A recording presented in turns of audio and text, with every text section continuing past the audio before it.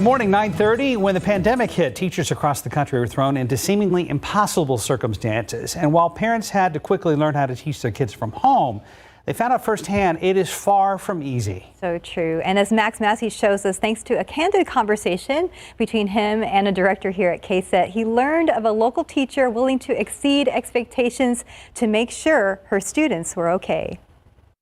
That was really satisfying, knowing that my child has a teacher like that. Robert Flowers is a director here at KSET, and one day he told me about Miss Carmen Alvarado, a science teacher at his son's school, Terrell Wells Middle School. Miss Alvarado is Teacher of the Year not only because of what she does here in the classroom or online, but because of how she goes above and beyond for her students. They had a Zoom meeting of some sort. On Fridays, I had like a FaceTime Fridays where instead of just focusing on content, it was more a social time. Like most teachers around the country, Miss Alvarado had to adapt when the pandemic hit, working with her students to normalize virtual learning as much as possible. I take my lunch while talking to them, and one of them was like, hey. He just mentioned that he was hungry. That interaction stunned Miss Alvarado, and it made her take action. I got up, went to the store, bought the same things my kids like at home, and came to drop it off at the house.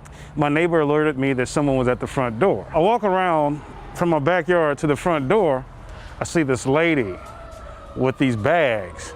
I'm thinking this lady have the wrong address. Out comes my son. Flowers had no idea what was happening.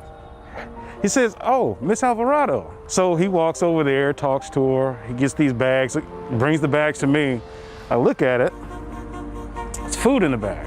Robert didn't know how to react. My emotions were everywhere. Well, we have food in the pantry, we have food in the refrigerator, the freezer. He knows other students need food more than he and his family does. Tried to get my son to give the food back. Please stay. The parent didn't want it. She says I have to go somewhere else. I couldn't go myself to bed and knowing that someone told me they were hungry. Which tells me she was probably taking food to another student's home.